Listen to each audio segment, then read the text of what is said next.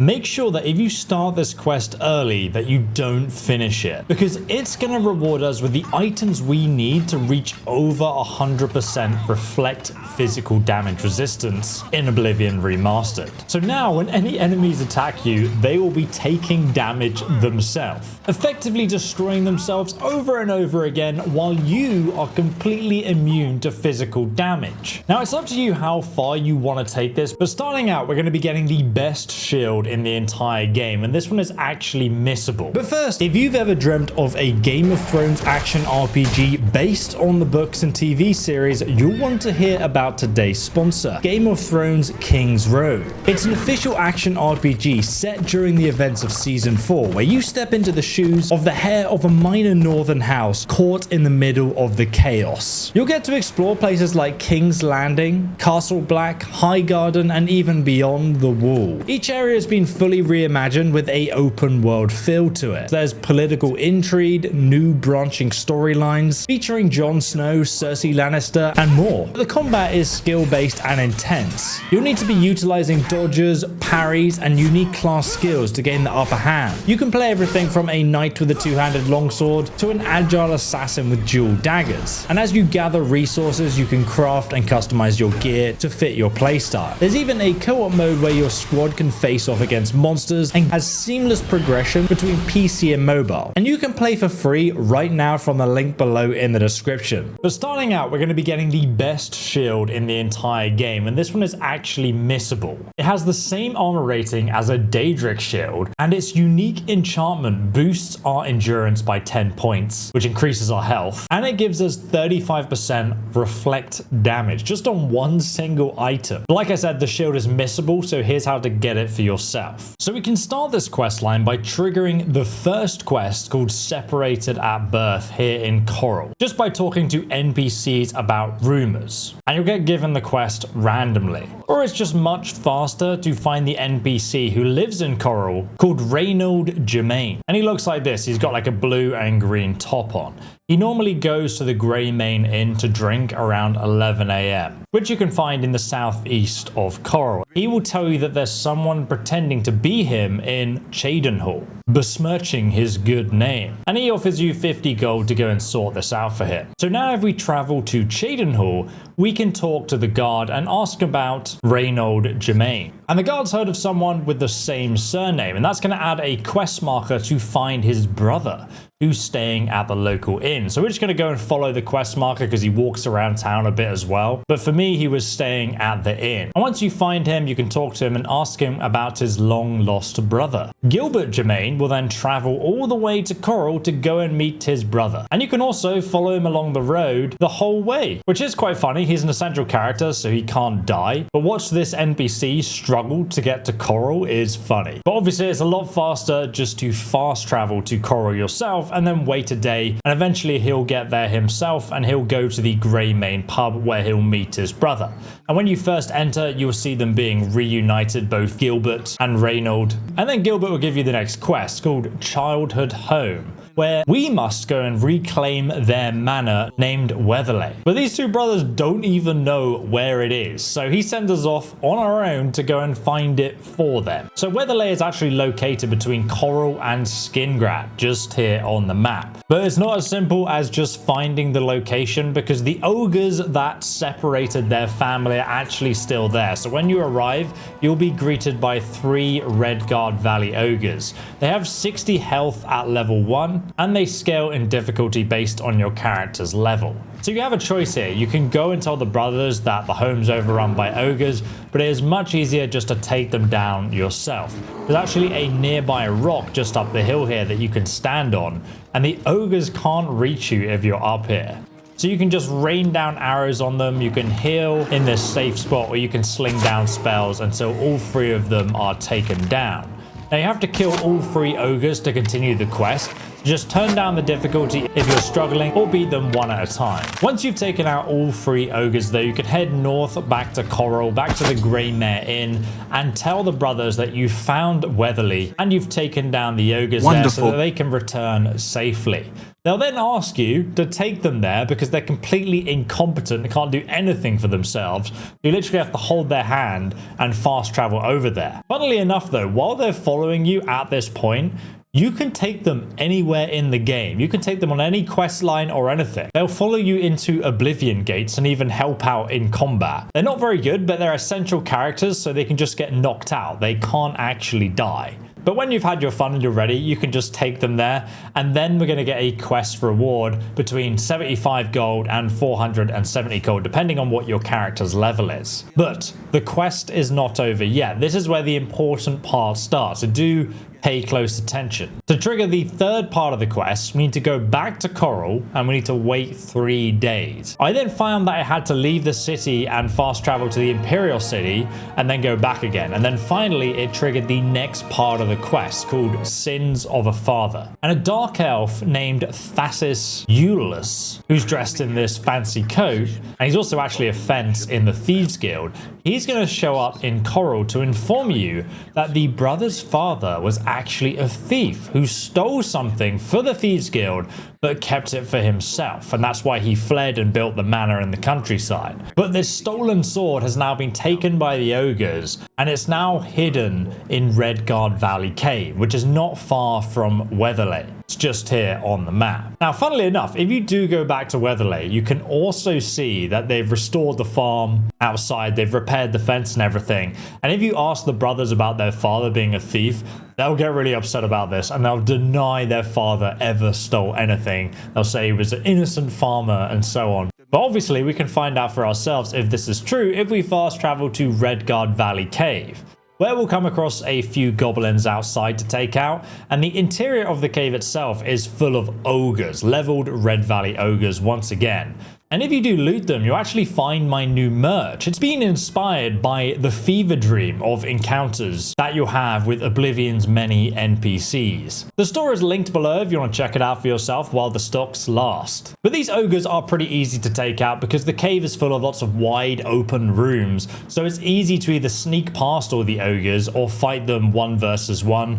You can even kite them around the room while ranging them, using the terrain to your advantage. Alternatively, you can just avoid killing the ogres because we only need to defeat the ogre chief, who resides at the very end of the cave, just here on the map. Look at him, the big blubbering buffoon. Now once defeated, we can loot the ogre chief's body for the Honorblade of Chorrol. This is a unique longsword that scales off your blade skill and your strength stat.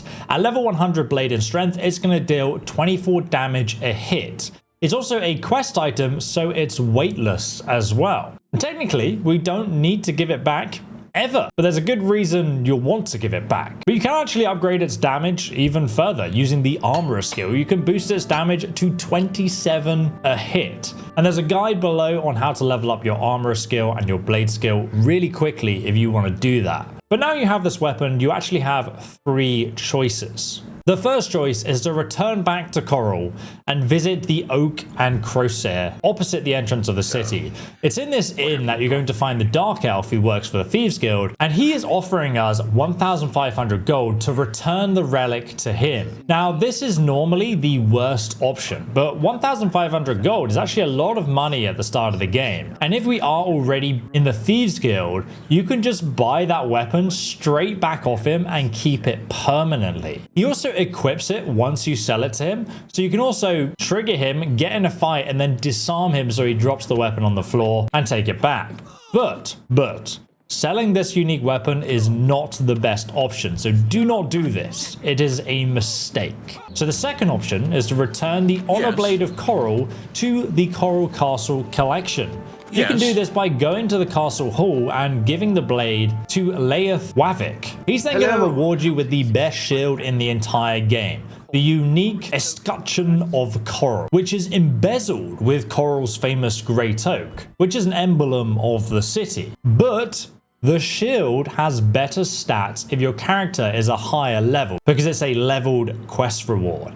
So at level 1, the shield only offers a defense of 12, fortifies your endurance by 5 points, and has a 10% reflect damage effect. Now that's still amazing, but if you wait until your character is level 25 plus, you'll get the most powerful version of the unique shield, which has 22.5 defense, the same as a Daedric shield, and it will fortify your endurance by 10 and give you 35% reflect damage while equipped. And this is by far the best shield in Oblivion Remastered. In fact, using this shield, we can easily get up to 100% reflect damage. And you're probably wondering what the third option is. The third option is just to keep the awesome sword yourself until you reach level 25, and then you come here to Chorrol to turn in the sword for the level 25 plus leveled shield, so you get the most powerful version of it. And then you are win-winning. Now the next items we're going to need to reach 100% physical damage reflection, well, we actually have a few options. So firstly, we have the best assassin's armor in the game. To get this armor for yourself, you need to unlock Deepscorn Hollow, which is a player home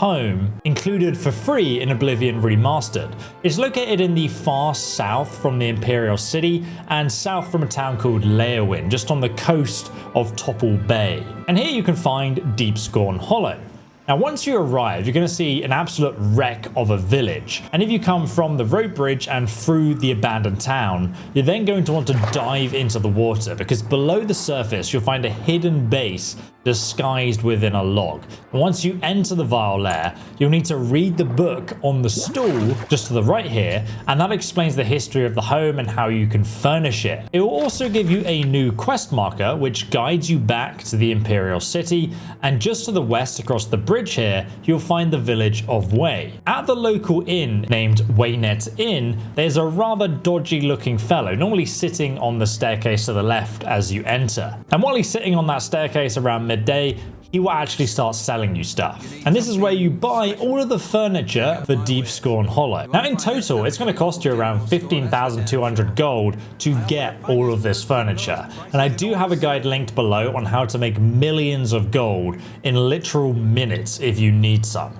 Because annoyingly, you do need to purchase all of the furniture to unlock this specific armor set, including the Ichor of Sithis for 3,000 gold, which counts as part of the furniture.